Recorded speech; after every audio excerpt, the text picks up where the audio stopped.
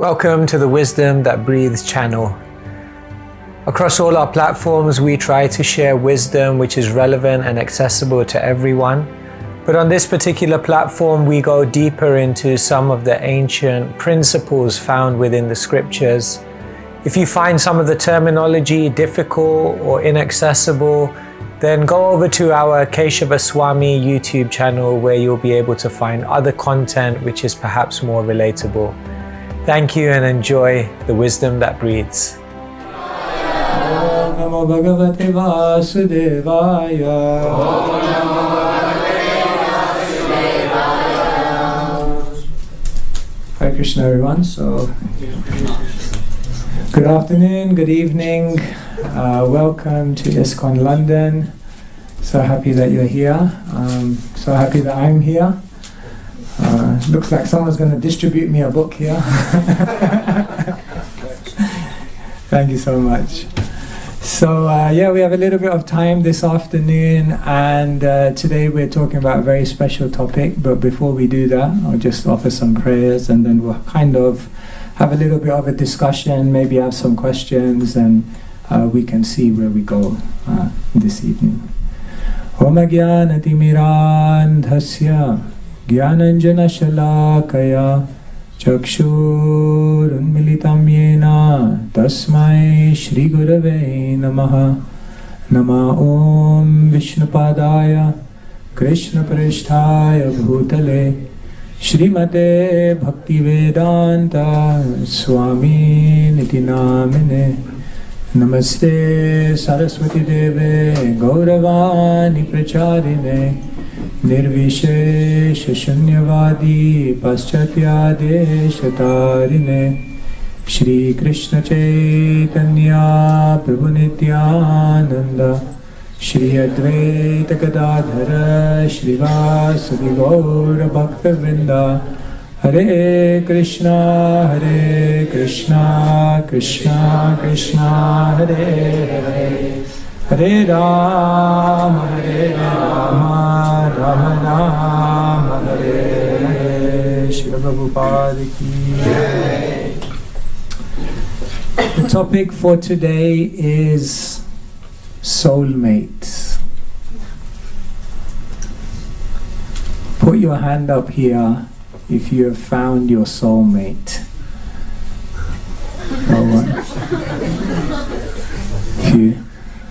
All the saffron brahmacharis are putting their hands up.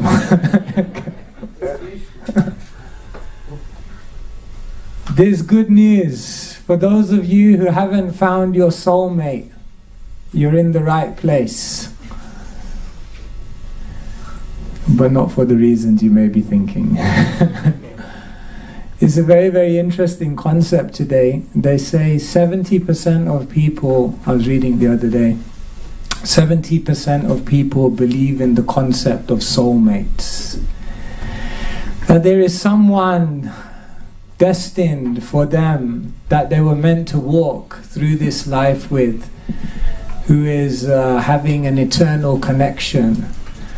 And generally when people in the world think of soulmates, they think of a romantic relationship, isn't it? Generally, isn't it? If I say soulmates, you generally think it's your partner. And that's basically what people's general concept of a soulmate is, that there's someone who you share everything with.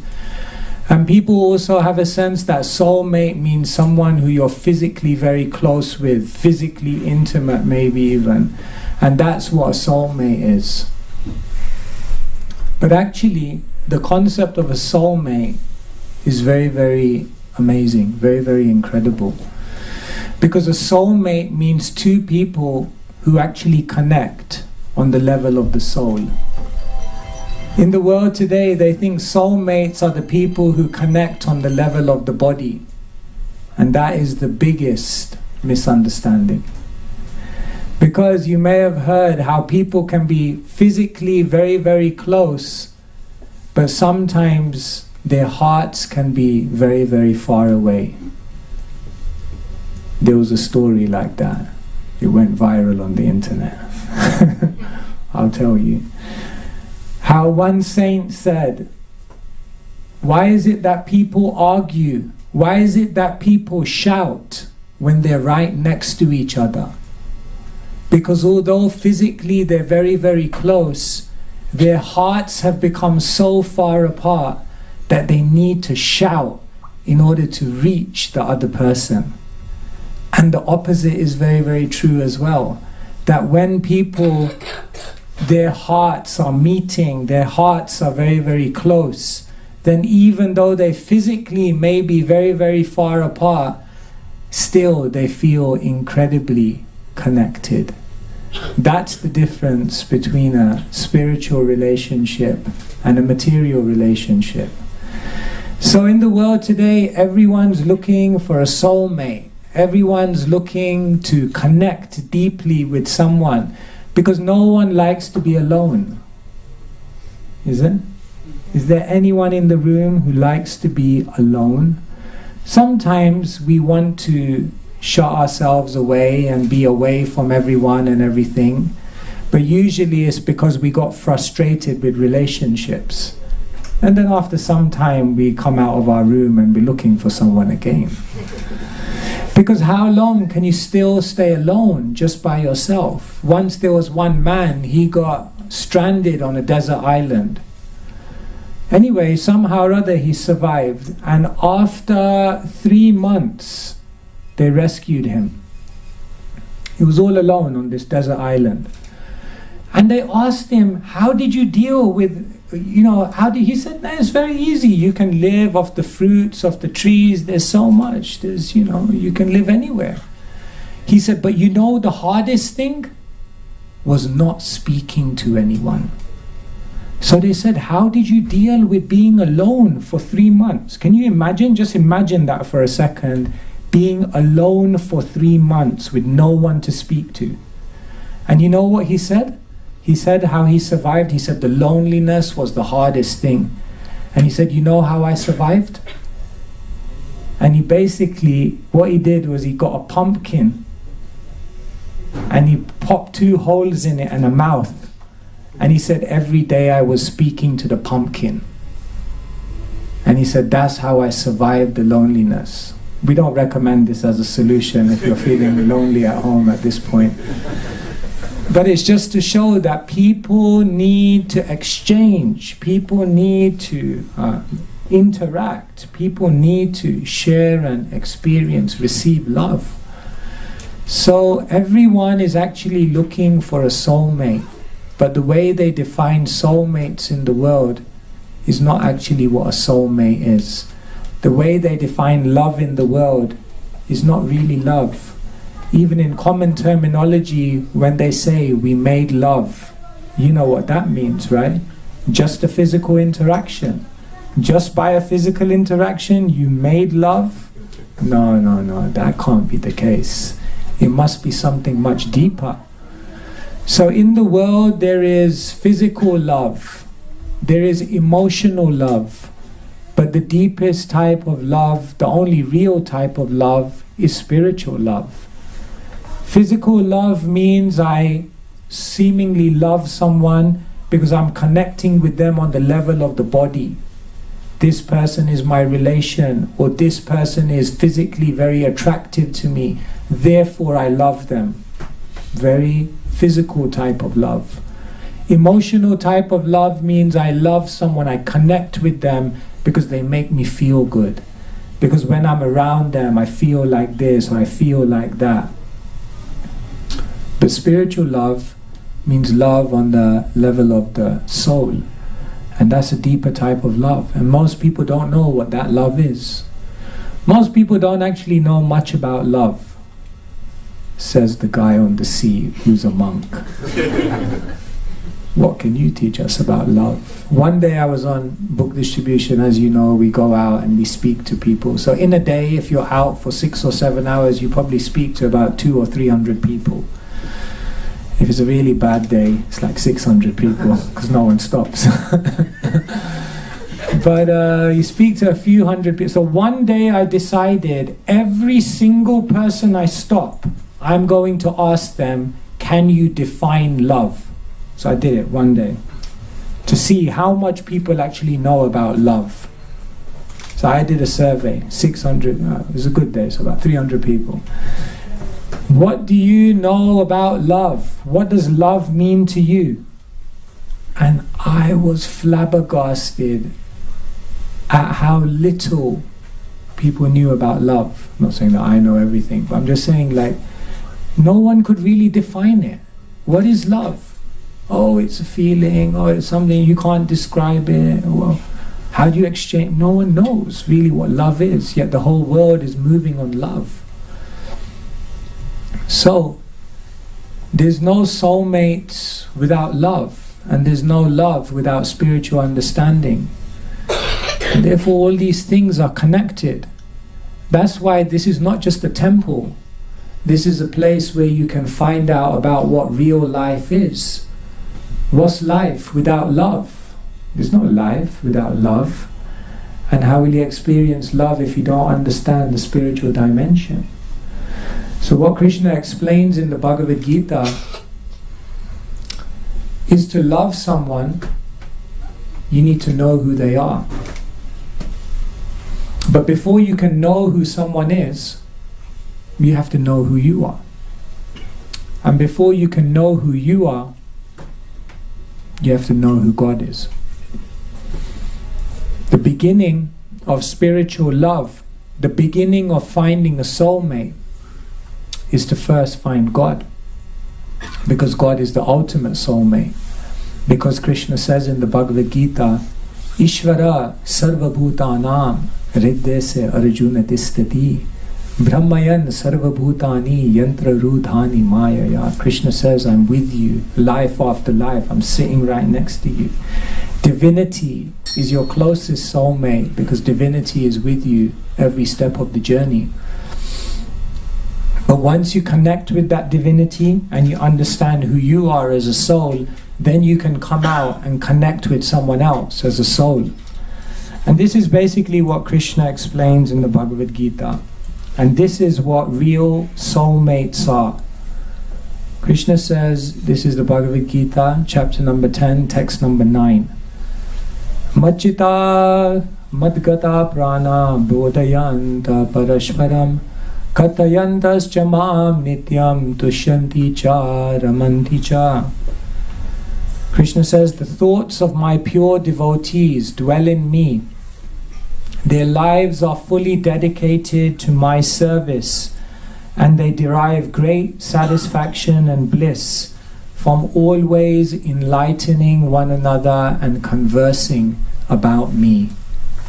This is a spiritual relationship. This is a soulmate. The first thing is, if you want to find your soulmate, first you have to find God. Here Krishna says the pure spiritualists, their thoughts are always dwelling in the divine. Their mind is always engaged in the divine. Their mind has become enchanted and captured by the Supreme Person. And when your mind is captured by the Supreme Person, then naturally, when you look around at everyone around you, you see them in relation to that Supreme Person. In other words, you see them as spiritual beings. And when you see them as spiritual beings, then naturally what you try to do is connect with them as spiritual beings. And in order to connect with someone as a spiritual being, what do? You speak to them, you converse about the divine person who you're both mutually connected to. And therefore Krishna says, their thoughts are always dwelling in me, and when they come together with another soul, they try to bring each other towards me. And in this way their lives merge into my life. And Krishna says this is a real soulmate. So your soulmate is that person who you so deeply spiritually connect with that you're taking each other towards the most beautiful destination in creation. That's a real soulmate. In this world we have many, many relationships. That can be, those relationships can be material or they can be spiritual. If you want to know the strength of your spiritual life, just ask yourself the question, how many of my relationships are spiritual and how many of my relationships are material? You have relationships, you have a son, you have a daughter, you have parents, you have colleagues, you have friends, you have other devotees. So many relationships. Are they material or are they spiritual? The next question you're going to ask me is, how do I know? There's 3 ways in which you can differentiate or understand whether your relationship is material or whether it's spiritual. The first one is vision. What's your vision of that person? Are you relating to them as a body? Are you relating to them as an identity? Are you relating to them on the physical or emotional level? Or are you seeing that this is a spiritual being on a journey back to the divine, and I have been brought in contact as a spiritual person with this spirit soul because we're both on this journey back to the divine? If you're a parent, you can see your child as someone who just came from your body. Or you can see your child as a spirit soul who's been wandering in creation and who now, in this chapter of his existence, has become connected to you. If it's the former, then it's a material relationship. If it's the latter, then it's spiritual.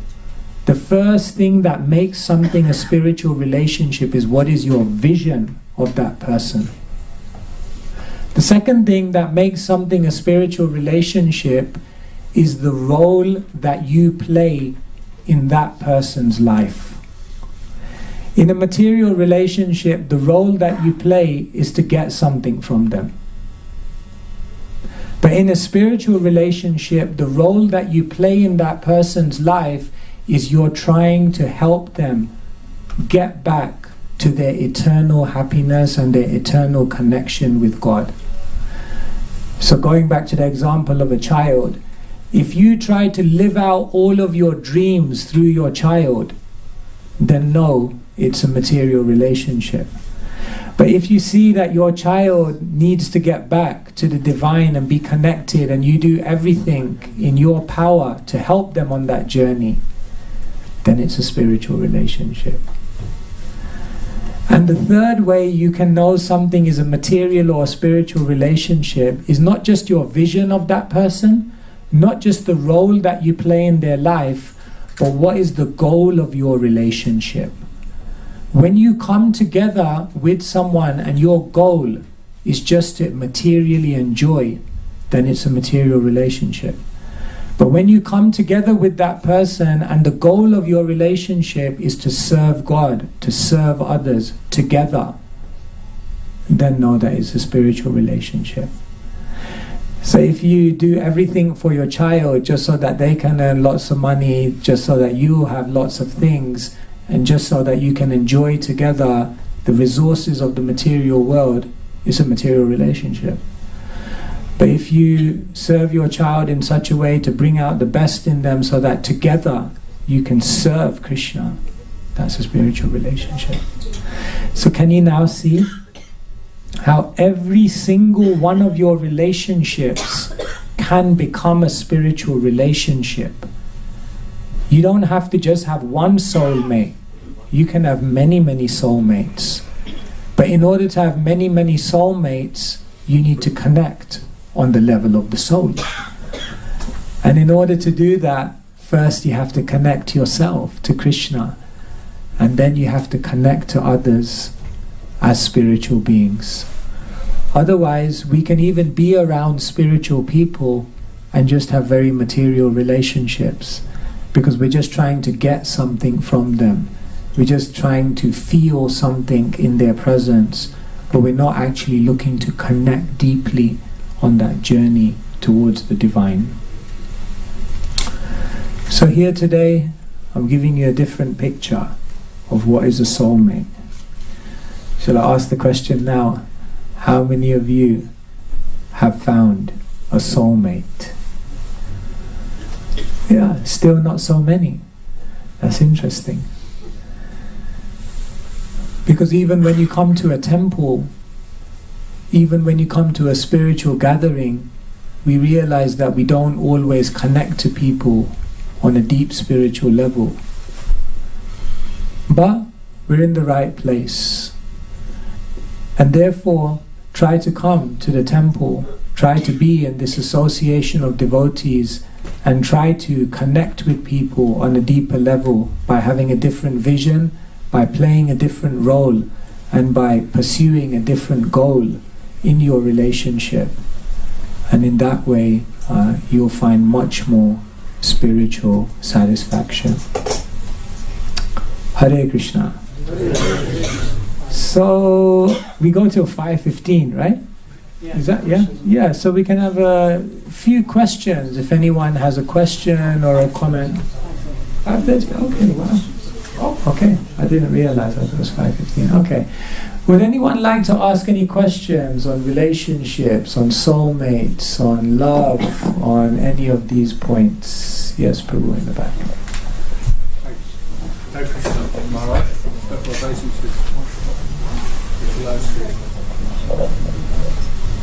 Hare Krishna.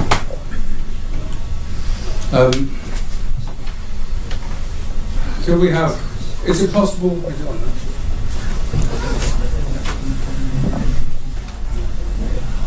Hare Krishna Maharaj, respectful obeisances onto your lotus feet. Quick question, any feedback you give on possible, I know relationships should be a two-way with reciprocation, but could we have a semi-spiritual relationship if I realise the person I'm interacting with is spirit soul, part and parcel of God, but they don't really realise or want to realise, but I love them dearly and I'm trying to serve them in this way. Could this be classed as spiritual or?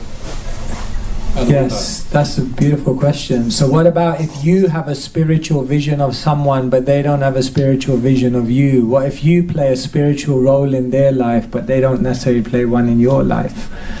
Then can it still be considered a spiritual relationship? Yes, it's a spiritual relationship because from your side there's nothing material. There's no material conception from your side. There's no material gain. There's no material exploitation. And therefore, from your side, it's a spiritual relationship. However, in such a relationship, you may not feel the full potential of spiritual exchange. And therefore, when you have relationships in which you have a spiritual vision of the person and the person has a spiritual vision of you, you play the role and they play it also. Those kind of relationships are incredible because you're giving the best of yourself and you're receiving the best of someone else. And in that dynamic exchange, amazing, incredible things happen. Take Srila Prabhupada, who had a completely spiritual relationship with his spiritual master. In that spiritual connection between them, they only met 11 times. But the exchanges that took place in those 11 meetings basically created an earth-shattering effect because it was fully spiritual relationship. So is a disciple relating to their guru in a spiritual way? The guru may be doing everything from their side, but we continue looking at the guru in a material way, with material ideas. So yes, if we're doing everything from our side, it's spiritual. But where it happens from both sides, those kind of relationships are extremely dynamic. And those are the kind of relationships we should look for. Does that make sense? Thank you so much. Yeah. Thank you, Maharaj.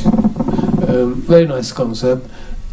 Does it have to be within the spiritual beliefs of the two parties? That they have to have the same spiritual belief? For example, can it be Hindu and Muslim having a spiritual relationship, and so on? Yeah, thank you so much. Very nice question. Well, the Bhagavad Gita explains there's one God. You may call him a different name, you may worship him by a different ritual, and you may approach him with a different culture. But ultimately, if you're connecting with the divine and you're seeing everyone in a spiritual way, the names don't really matter that much. And therefore often you find in different traditions, people may have slightly different conceptions of God, but they still have very deep and powerful relationships. You know, you find in the history of the world different elevated spiritual people from different religions interacting with other elevated people from other religions. It happens, and they have very, very deep relationships. They very, very much connect with each other's teachings. For example, I was just reading recently that you may have heard of Guru Nanak. Yeah, so of course one of the eminent personalities in the Sikh tradition, and in one Orion manuscript it said that Guru Nanak and Sri Chaitanya Mahaprabhu actually met at Jagannath Puri Rath Yatra, and they were singing the names of Krishna together. So that's a very spiritual connection, you know, so it can happen. Sri Chaitanya Mahaprabhu interacted with people from all faiths, isn't it? Sri Chaitanya Mahaprabhu interacted with Buddhists, he interacted with Muslims, he interacted with many different traditions. Srila Prabhupada, the same. He wasn't necessarily going around telling everyone, you become a devotee of Krishna. Srila Prabhupada met the cardinal in France, and he said, just be a better Christian. Because ultimately, love of God is what counts. Savai pumsham paro dharmo yato bhaktir adhok sajay. What is real religion? Where there is love for God. So even Bhaktivinoda Thakur, he said, when I walk into a church, I see that here is my same God being worshipped, but with a different ritual, with a different set of names, but it's the same God. But naturally, when we connect with someone who has a very similar concept of God and who has a very similar mellow of relationship with God, this is known as Sajatiya Sangha, like-minded association. So generally, then naturally, there's more of a deep connection. But that doesn't mean we can't have a deep connection with people from a different tradition. Does that help? Anyone else? Thank you. You know there's 3 relationships. Do you differentiate your associates per relationship? Or can one of your associates or friends have 2 of these relationships or 3 relationships? 3 relationships, which one are you referring to? The vision, that? The physical, the emotional and the spiritual. Oh, okay. Yeah. So do you differentiate each of your friends according to one? Or do you... As in some relationships are just on a physical level, some... For a devotee, nothing is material. A devotee sees spiritual everywhere. Now that may not mean that, that doesn't mean that necessarily everyone who you meet will naturally, like, you'll just have a spiritual relationship in the sense of you're going to talk about spiritual things or about God or about Krishna. Some relationships you just can't have that kind of exchange because the other person is not ready. But what you can have is a spiritual vision of that person. You understand? So a devotee, once you develop spiritual vision, you can't see anyone in a material way anymore. You can't see things in a material way anymore. Because you don't see anything as separated from divinity. So there's no question of physical love, because you know what is the physical. It's just temporary. Love is for the spiritual. Right? Like they say, we should use things and love people. But nowadays what we do is we love things and we use people. So you can't see a person in a physical way anymore. You see them as a spirit, and if they say, I'm an atheist, that doesn't mean you stop seeing them as a spiritual being. Just like you're an atheist, yeah. Krishna. Even you need Krishna's help to be an atheist. Right? So it's not that if someone is relating to us in a physical way, we have to relate back to them in a physical way. No. That's how world wars start. Spiritual people make the biggest change to the world because no matter how materially people relate to them, they just keep giving the best of their spirituality back. And they're the ones that can make the solution. Because you can't solve the problems of the world with the same type of thinking that created them. Does that make sense? Absolutely, thank you. Thank you. Nice question. Anyone else? Yeah. Okay. Bhagavan Keshava Maharaj. Yeah. In our tradition, usually we tend to separate devotees in terms of genders, for instance. So does it work in terms of soulmate? Is it advisable to go deeper soulmates within our... Is it advisable to be soulmates with someone of the same gender? Obviously in that spiritual way. Or can you go deeper? Can you go deeper? Okay, I got it. In that way, with also the opposites. Okay, that's a very practical question. Thank you for asking it. Can you, generally in spiritual traditions, in the Hare Krishna movement, as you heard the announcement before this class, men on this side, ladies on the other side, and we generally create a separation. The first is to understand why that separation is needed. Because you may say like, come on, you guys are talking about going beyond the physical, but then you're making such material distinctions. The reason we make a distinction is because we don't have spiritual vision right now. It's not that after this class we're all going to have spiritual vision. Maybe. Maybe not. But maybe we have some ideas, and the beginning of that journey is said that men are like butter and women are like fire. Both good, but when they come together, it can be explosive. Therefore there's a little bit of separation, and there's a little bit of etiquette, and there's a little bit of culture to basically help us be a little more peaceful, to try to look beyond the material. Yes, when we are in a room and someone of the opposite gender walks in, everyone knows. We start acting differently. It's interesting, I was thinking about this the other day, just to go on a tangent, and then I'll come back to your point. When we were kids, life was so innocent, wasn't it?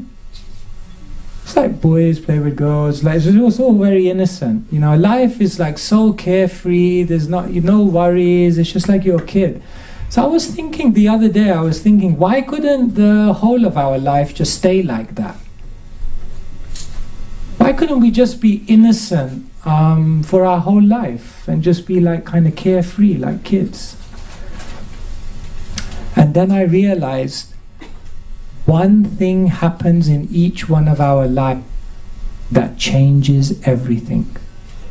And you know what it is? There's one thing that happens in your life which means that innocence goes. You know what it is? Hormones. Puberty. That changes everything. Because then that whole thing with the opposite gender comes into play. And if you look sociologically, when that comes into play, everything changes. Anyway, that's another concept to ruminate on more. But I was thinking that's actually what changes it.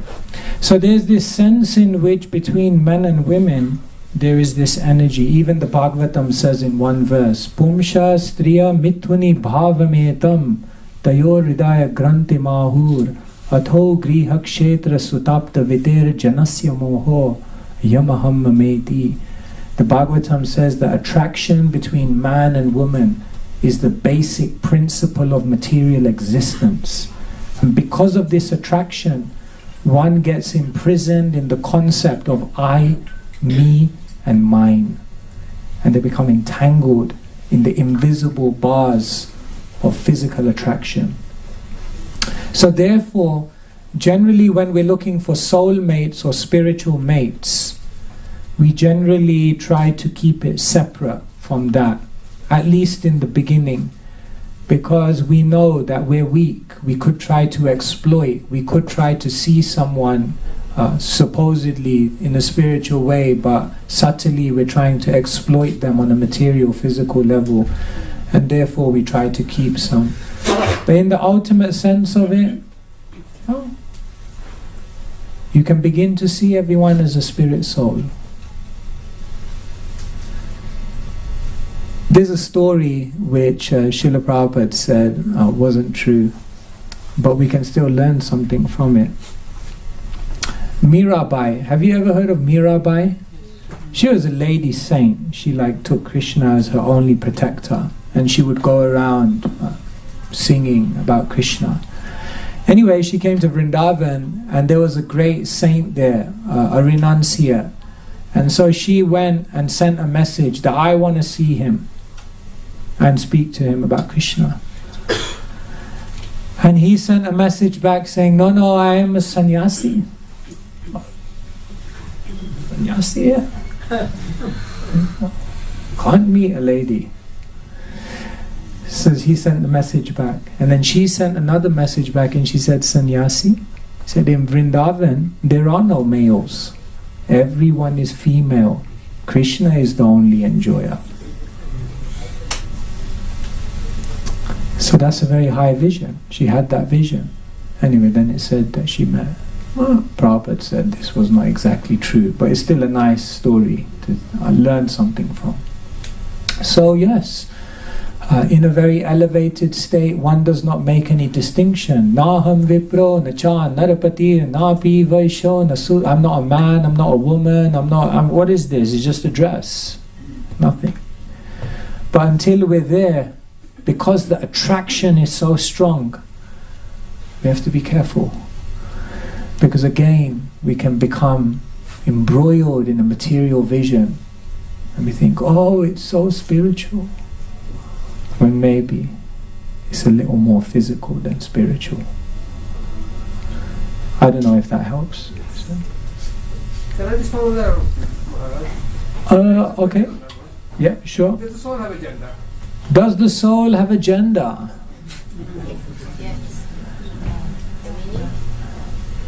It has a gender in the... Okay, so this is a complicated question. This is a complicated theological question. Okay, ontologically, ontology means the nature of existence. So ontologically, every soul is female because the soul is energy. Energy is always female and the energetic is male. Therefore, Krishna is known in Sanskrit as Purusha, which means the enjoyer. And everything that comes from him is Prakriti, which means the energy, that which is enjoyed. So ontologically, we're all female. In the spiritual world, some of us have a female identity, and some of us have a male identity. So there is male and female in the spiritual world. So in that sense, there is male and female in terms of the roles that we play and the parts that we play in the spiritual world. Therefore, you see, there is Srimati Radharani, and then there is Balaram and the Gopas, like that. Is that okay? I mean, there much more can be said on that, but just as an immediate. Briefly, can I just one more on that one? So, is it an issue of relativity? Relative to Krishna, we are all females. Relative to each other, that may not be so. Yes, when we relate to each other, we are seeing. So, for example, like in the spiritual world, for example, although Srimati Radharani is clearly Krishna conscious, I mean, of course, but still, although Srimati Radharani is fully Krishna conscious and sees everyone as a spiritual being, still, out of chastity, she will only see Krishna. She won't see any other male. When you think like, why is she making distinction between male and female if she has full of spiritual vision? But still, because we're playing roles there, we're playing this society, there's, you know, does that make sense? So there's still a sense of sensitivity in the interaction. Thank you.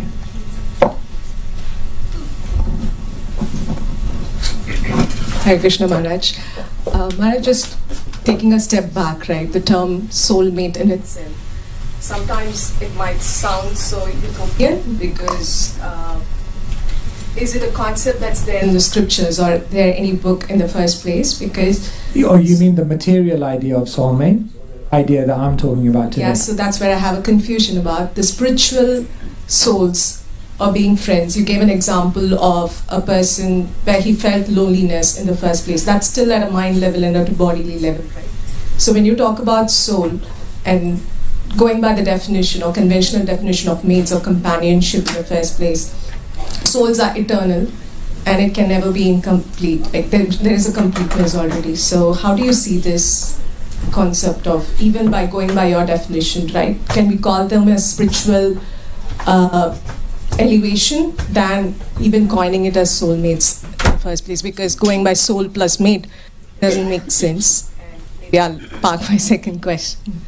Yeah, I think soulmates, this is a concept which is more modern. I don't really think we find the concept of soulmates in the scripture.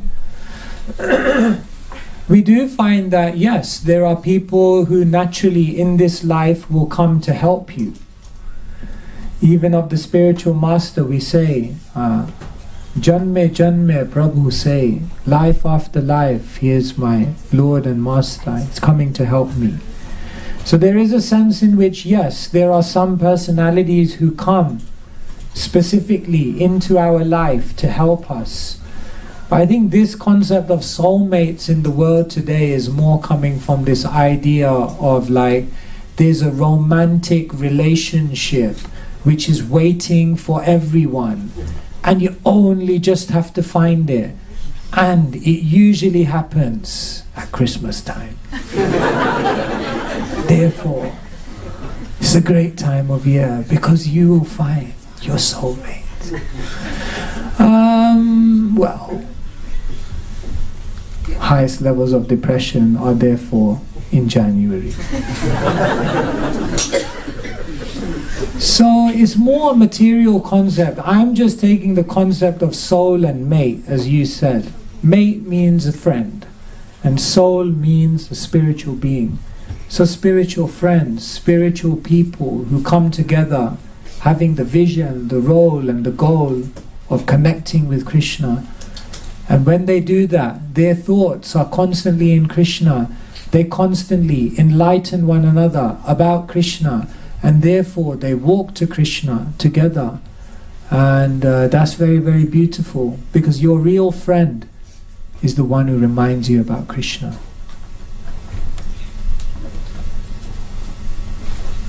Yes, that is your real friend. The one who is reminding you, no, don't you know?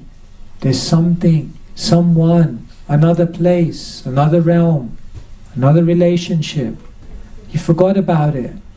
Remember, you gotta go there. That person who's constantly reminding you, that's your best friend. And yes, there may be other people who give you material things. There may be other people who give you emotional comfort. There may be other people who praise you and give you nice words. But if they don't remind you of who you are and where you're meant to be, they're not really your friend. Although they may have good intentions, because they can't actually do that which is beneficial for you. So, have many people in your life reminding you about Krishna. That's very good.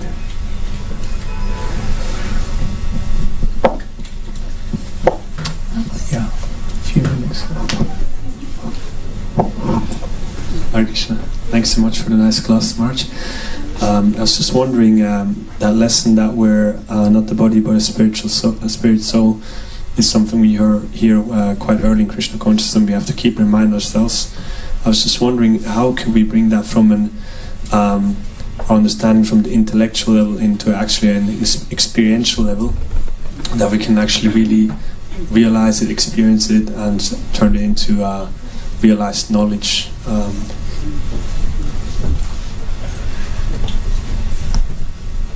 Serve. When you serve others, you may not see them as a spiritual being. You may see them as a body. You may see them as someone you like, someone you don't like. You may see them as someone of a different culture. But when you approach them, trying to serve them, you see, when you get active in the knowledge, you say I like the Hare Krishna philosophy because I remember as a student coming into this temple room. I lived just down the road at UCL. I studied at UCL. So I used to come here, admittedly, for the prasadam. And I liked it because I sat in a class and the person said, "You are a spirit soul, and Jivera Swarupa Hoy, Krishnera Nitya Das." The philosophy is that as a spirit soul, you're an eternal servant of Krishna.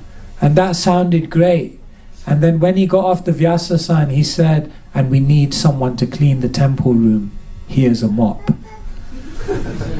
And I liked that very much because I thought, finally, a philosophy that I can actually put into practice. I studied down the road there at philosophy at UCL. I wasn't studying philosophy, thank God. I wanted to. And there they were in a room philosophizing about all of this, and then after all of that they just went into the student union and had a drink after all that philosophy. And here I heard a philosophy and it was like, now you heard the philosophy, become a servant. Oh wow, I can actually live this thing. And then we mopped the temple room and it felt good. Because I realized, yes, service is very nice. And then I realized, fill your life with service. Do more and more service. Will we ever see someone as a spiritual being? We hope, one day. But until that day, and after that day also, fill your life with service. And the more you serve, the more it becomes revealed to you, these are not material bodies. These are not material, this is spiritual. So, we must bring the knowledge into reality. This is called realization. Is that okay? Okay, I guess one last, I think.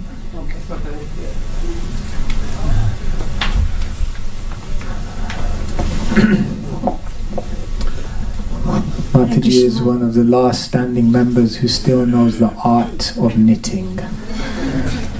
Very nice. It's Krishna's souls. It's Radha Landaneshwar souls. Oh, okay, beautiful. Hare Krishna Maharaj, thank you for such a lovely class. So my question was, how do you practically, in practical terms, come to that stage where you can realize that, everybody is your soulmate? What are the steps? Should we take little steps at a time to come to that stage? Because in my life, I feel that some of the souls, I can relate to them as spiritual souls, but not everybody. Like family, sometimes I feel that like my son is my, he's a spiritual person, but not always. So how do you come to that he's stage? He's very cute, Giri. Yeah, he is very cute, yeah. Her grandson especially is the very cute cute ones. So how do you bring them to become your spiritual mates? Again, I would say just try to serve. Giri is your grandson. So be a grandmother, be a spiritual grandmother. See, kids always look up at their grandparents and think, my grandma's got all the answers. Naturally. See, your grandma, that's very good. You know, like the mother has to do all the dirty work. That as well. And I should tell them off and, you know, like discipline them. But you're the grandma, you can just be spiritual. You can really like just, and then bring out the best in him. Yes, Giri, why don't you love Krishna? So then you can be a spiritual grandmother. Every relationship, just try to think, how can I serve? How can I allow this spirit soul to flourish? And it's difficult because some people will come in your life who are very aggressive. Some people will come in your life who show a lot of animosity. Some people will come in your life and try to exploit you. And then how will you relate to them as spiritual beings? That's harder. Because then we hold grudges and then we think. It's very difficult to see. But somehow, even in them, we have to see there is pure spirit soul. How unfortunate that they've been overcome by all these layers of illusion. How unfortunate. Feel compassion. Easier said than done. See, this Krishna consciousness movement is very deep. It's not just chanting the rounds, it's not just reading the books, it means to transform your vision. We've got to transform our vision, we've got to see people, see life, see everything in a different way. That's the challenge. So Krishna sends us situations where we're forced to dig a little deeper and try to see beyond the externals. That's the challenge. So, if I understand correctly, it's the service that brings you to that stage, serving others and serving the temple, that gradually brings you to that stage. If you always play if you're a leader, serve those underneath you. If you're a teacher, serve your students. If you're a disciple, serve your guru. If you're a friend, serve your other friend. Like this, in every relationship, always think, how can I be an agent to allow this spirit soul to flourish? Then it becomes a spiritual relationship. Alright, thank you so much for your kind attention. May you find 1, 2 unlimited soulmates. Hare Krishna, Srila Prabhupada ki Jai.